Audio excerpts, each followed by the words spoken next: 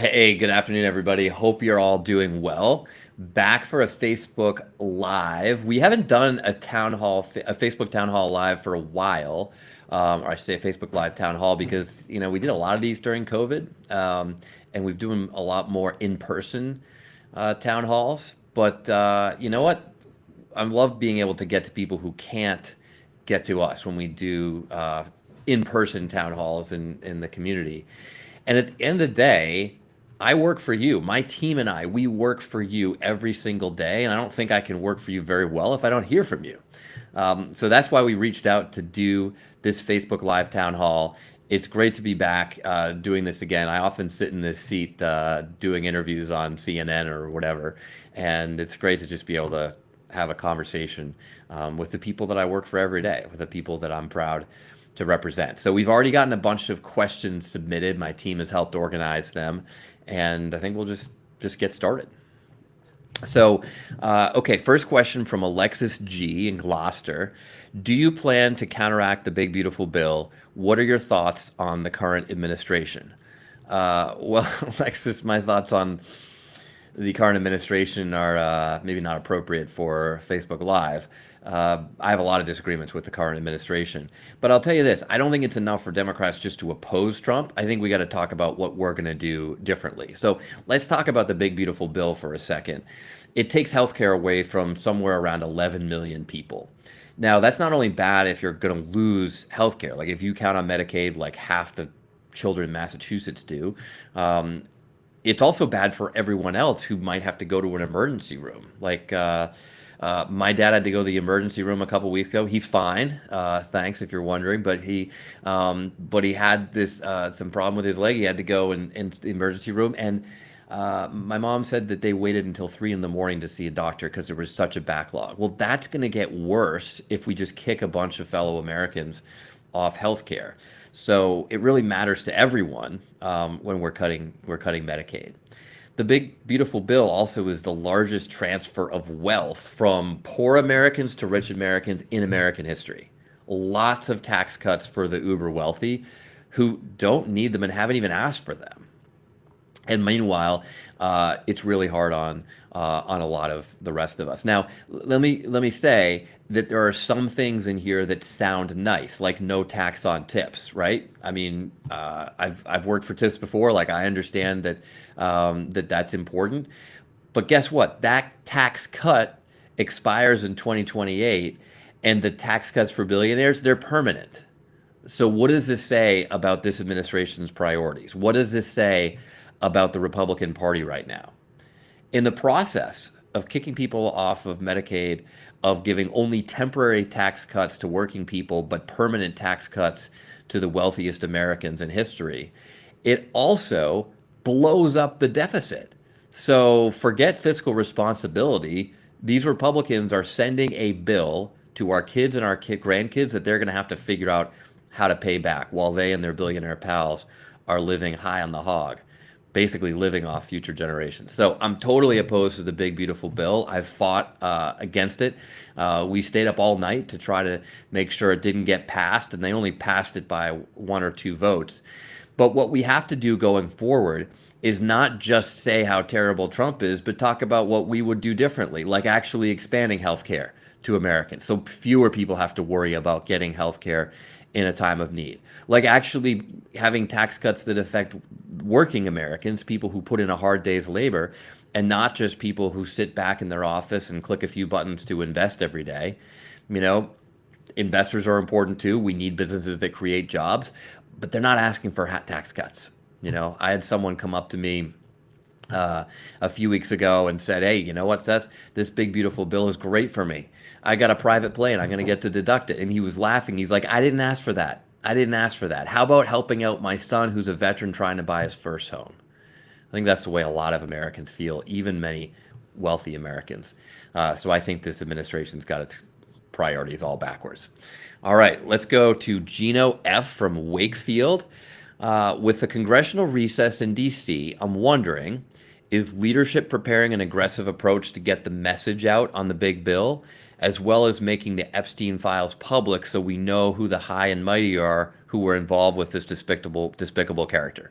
Many who will benefit from the massive tax cuts in the bill. Well, Gino, you're absolutely right. I mean, this Republican Party, Mike Johnson, the Speaker, Donald Trump in the White House, they're helping out the wealthiest, most privileged Americans in more ways than one, right? They're giving them big tax cuts that many people didn't even ask for. And at the same time, they're making sure that these Epstein files never see the light of day because they know that a lot of their pals are probably on there. Like, I think it's pretty obvious that Donald Trump is in the Epstein files. He lied about it. He said he wasn't. People in his administration have said he wasn't. But now we know the truth has come out that Pam Bondi, the Attorney General, she briefed him back in March that he's in the files. So is it any surprise that Donald Trump is trying to make this story go away? Is it any surprise that Speaker Johnson, who does absolutely anything that Trump wants, is just trying to make the story go away? No, it's not a surprise at all. And that's why I am proud to have joined every one of my Democratic colleagues and a few Republicans too in supporting and sponsoring the act to make the Epstein files public.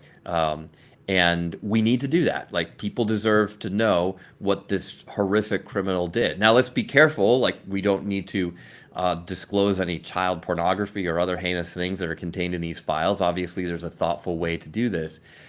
But this guy, this lifelong criminal, got the sweetest deal you can ever imagine. I mean, people have spent more time in prison for selling marijuana than this guy did for exploiting children for most of his life, right? And he got a sweetheart deal from a guy who's now in Trump's cabinet.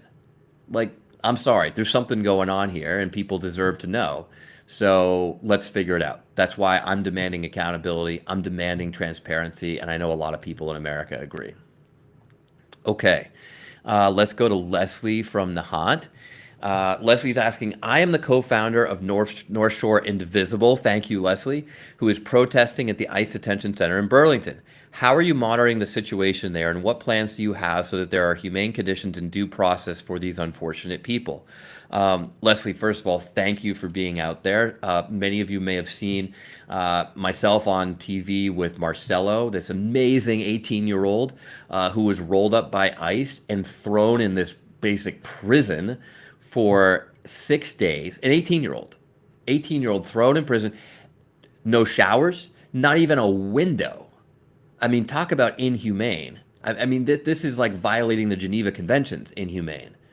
And this 18-year-old kid who happens to be an honor student, like, it doesn't matter, but like happens to be an extremely well-spoken honor student who's a great American, who we heard, at the press conference just speaking like he's a pro, to not about himself, but speaking to the conditions that so many other people he was thrown in there with are experiencing and suffering through.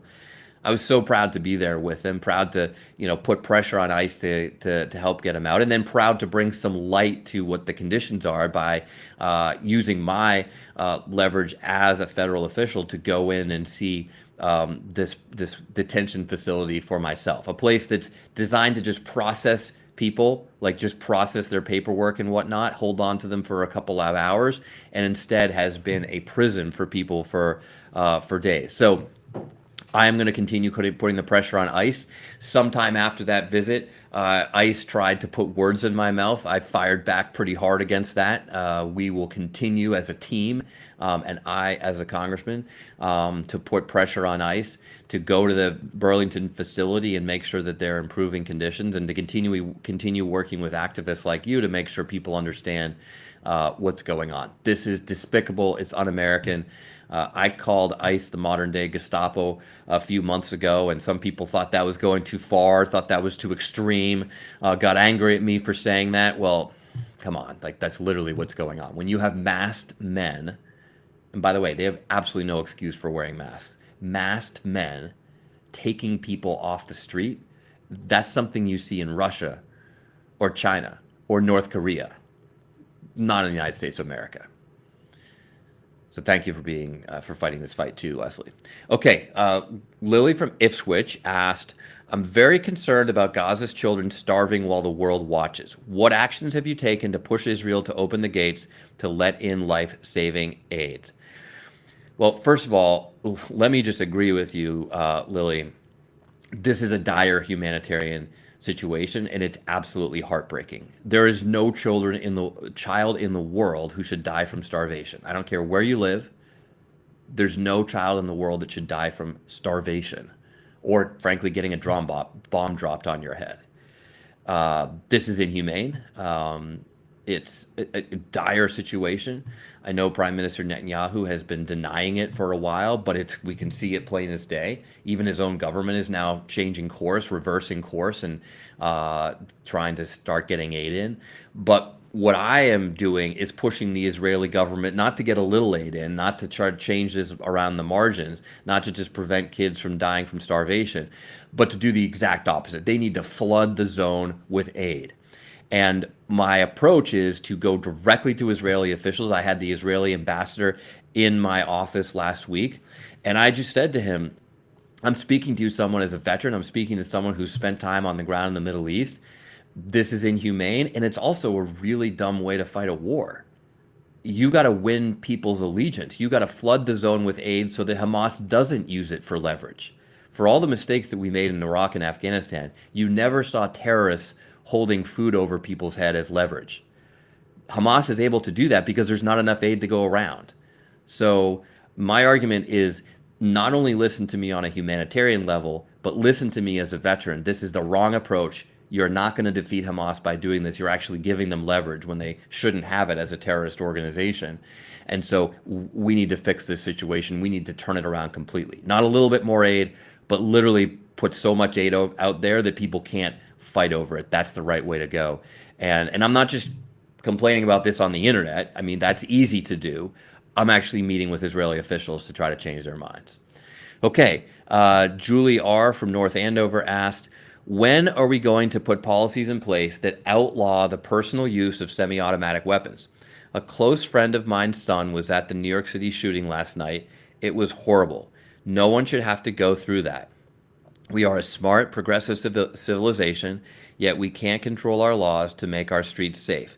When will this change, and what can we do to help?"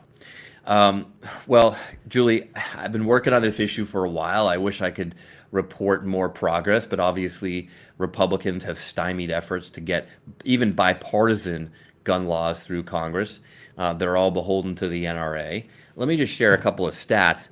60% of adults favor stricter gun laws.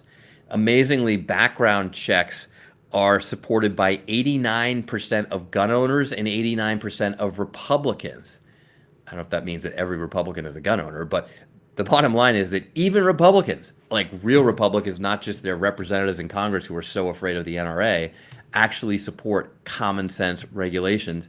And a lot of studies show that there's no single thing that would make America safer from gun violence than just having background checks. Like you get a license, you have to take a driving test. Like you ought to have a background check for being able to use a tool that's literally designed to kill people. I mean, think about that. A car can kill people. It's not designed to kill people. A gun is literally designed to kill people, and it's easier to get a license to carry a gun or to just simply buy a gun than it is to get a license to drive a car. So you're completely right. The rules are all backwards. The regulations are out of touch. And that's why gun violence is so much higher in America than any other developed country in the entire world.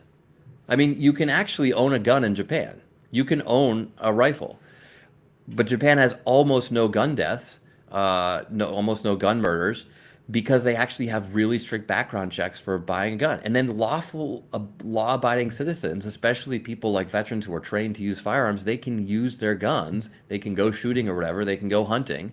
That's part of American culture. But they're not going around killing people. So I fought for this a long time. There was I was on a cover picture of the New York Daily News once, wearing a Boston Red Sox hat. That's probably the most amazing thing about being on the New York Daily News, is in a Red Sox hat. But I was holding a a 70 an AR-15 equivalent, it's called an M4 in the military, that I was issued as a United States Marine, that I carried with me every day, that saved my life on more than one occasion. And I said, look, I don't think that ordinary Americans should be walking around on our streets with this kind of weapon. The headline was, does that make this guy a gun-toting, or sorry, does this guy make him a card-carrying communist or something like that, which is what the right would accuse me of being just for saying I think we should have reasonable gun laws. The answer is no. It makes me just a responsible U.S. citizen. It makes me a responsible member of Congress and a responsible parent who also doesn't want to worry about my daughters going to school and coming and getting shot. So thank you for speaking out on this, and I'll continue to fight even though it feels like an uphill battle.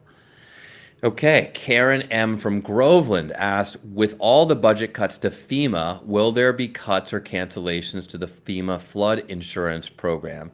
So the Trump administration has suggested shrinking FEMA's national flood insurance program. That's the program that provides residential flood insurance in the United States. And we know that the authorization for the flood insurance program expires at the end of September. So basically, unless Congress extends that authority past September, they won't be able to issue new policies or renew policies. Look, this is a big issue. We also have this building resilient infrastructure communities BRIC grants that are really important to communities like Newburyport, Manchester by the Sea that are counting on these grants. And all of this is under threat from the Trump administration and DOJ. So the big question will be, when we come back to session in September, will these programs be renewed? I think, as you know, this is not up to me. Like, the Speaker of the House is a Republican. He's the one who decides on what we vote. You can have my promise. You can guarantee that I will vote to renew these programs. The question is, will the Speaker even give us a chance to have a vote on it, or will he just let it expire and go away?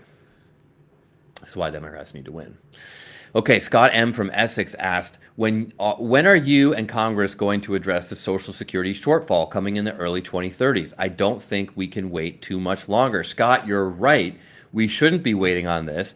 I have co-sponsored the Social Security 2100 Act. This would completely solve the problem.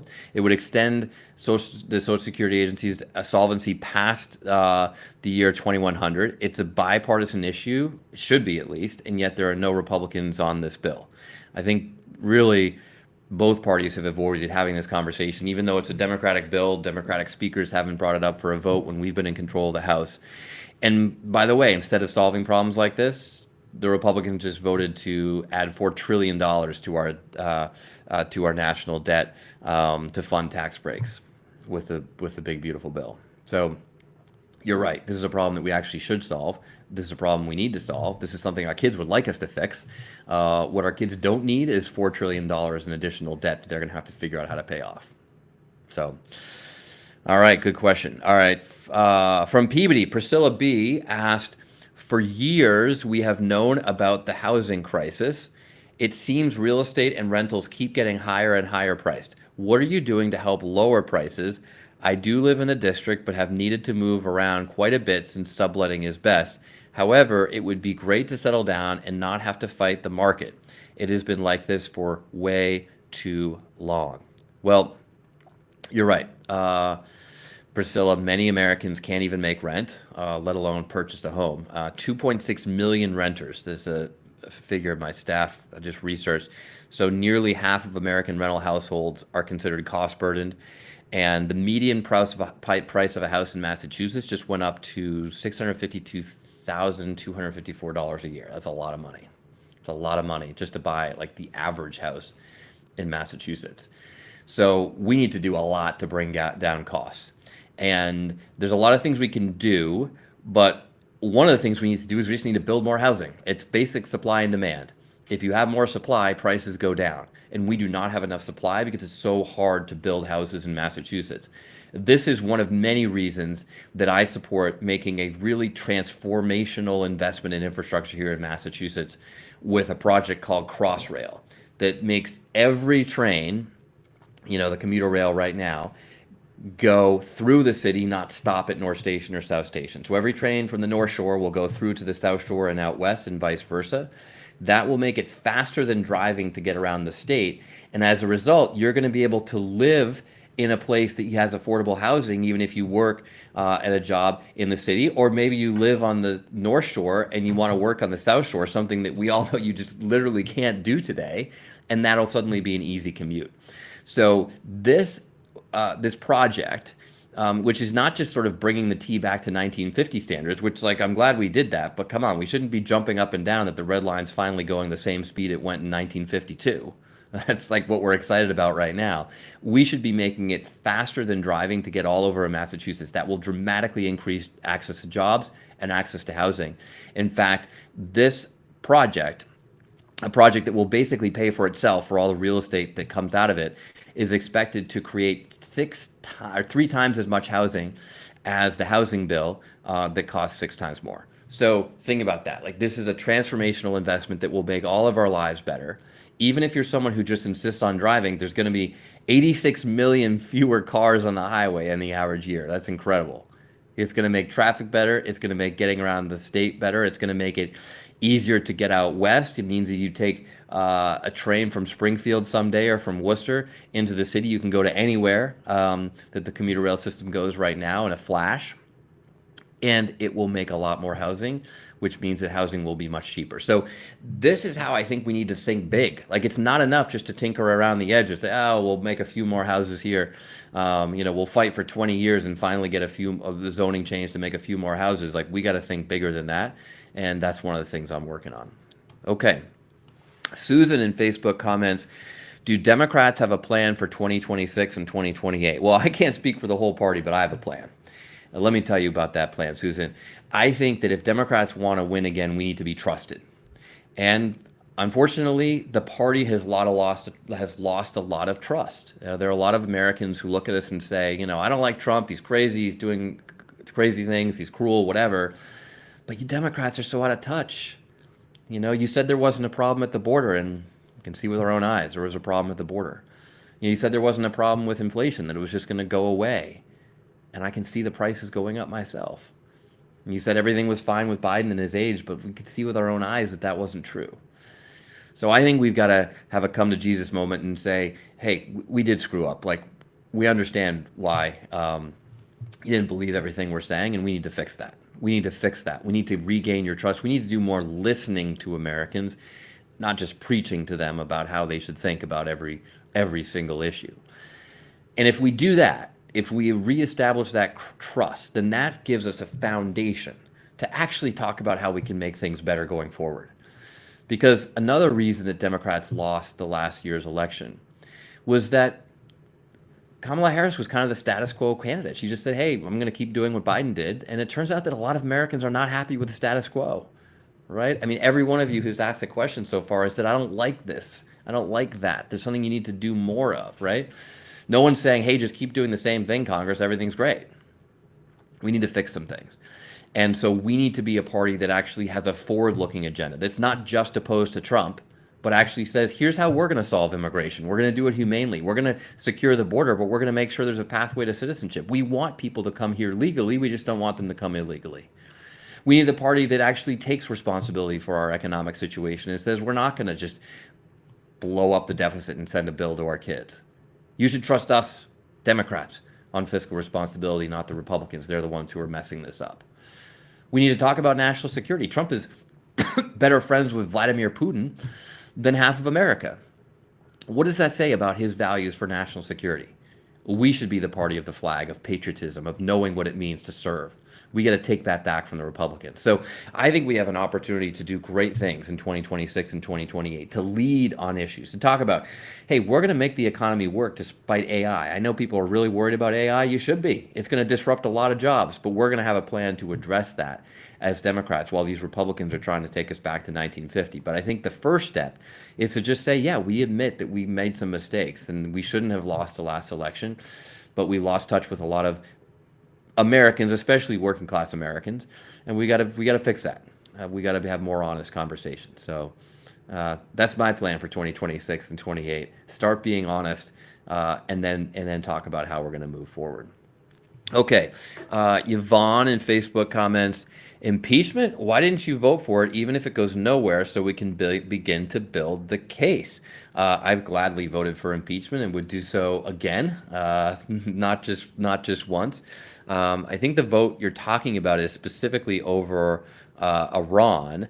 And I do not believe that that was an impeachable offense. There are a lot of constitutional scholars like Jamie Raskin, right? He's kind of our resident constitutional scholar in the House of Representatives for Democrats. He's a former constitutional law professor and very smart, very outspoken. He voted against it as well. Because we actually believe in the rule of law in the Democratic Party, and so I'm not going to vote for something that I don't think is actually consistent with the rule of law. But look, on the other hand, there have been a lot of cases made, like especially during Trump's first term, for why he should be impeached that I was proud to vote for. And you can bet that if a vote like that comes up, you'll have my support.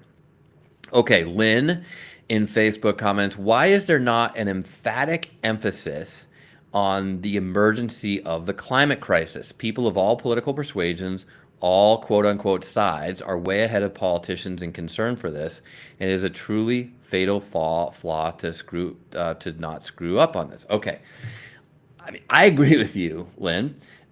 This is a major issue. I'm one of the few members of Congress, Democrat or Republican, who has a degree in science. So I get the science. I believe in science. I'm a champion of science, and the science is very clear on what's going on with our climate. But I think the problem is that a lot of Americans actually are not focused on this because they're just trying to make ends meet. They're trying to understand why you're taking away my health care, Congress, just to give tax cuts to billionaires. So it's not the number one issue for many people. And if we want to win elections, we got to be focused on what really matters to people who are these deciding votes in elections. That's the first thing. The second thing is I think Democrats is another place where we kind of need to look ourselves in the mirror because, we've done some things that are not really helpful for the environment. Like, for example, I'm a huge champion of high-speed rail.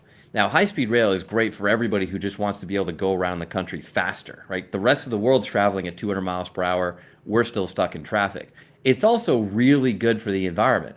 But before I came to Congress, I worked on a high-speed rail project, and our number one challenge was getting through the environmental approvals. So if the environmental laws prevent us from building a 16-lane highway, that's probably a good thing. That's why those laws were created. We got enough highways tearing up the country already and our cities. But if environmental regulations prevent us from building high-speed rail, which would actually be really good for the environment, then that's a problem. This is a big problem with California high-speed rail. It's a great project in concept, but it's the environmental regulations that have actually driven the costs up so dramatically. So I'm with you on the problem, but I think we've got to be smarter about the solutions. And that's one of the things I think where we can, gain some ground as Democrats in politics. All right, last question. Robert H. asks, what is your response to the clearly illegal order sending U.S. Marines into Los Angeles? Well, I hope you saw some of my comments on TV. I talked about this a lot as a Marine veteran myself. And my response is, number one, there's no one who signs up for the Marine Corps to do this. Number two, it's not a lawful use of the Marines. And number three, this is another example of Trump just weaponizing our military to make a political point. And that's not good for anyone. It's not good for our troops. It's not good for our citizens. It's not good for our Constitution. So I've been very outspoken on this. I will continue to speak out, especially as a veteran myself. I've heard amazing stories from Marines who are serving on active duty today who are talking about resigning their commissions if they were ever sent in that, put in that position. So this is something that the Marines and the military care about a lot too. So thanks for asking the question. And thank you to all of you for joining me. I'll let you get on with your dinner plans. I'm going to have dinner with my two kids right now, myself.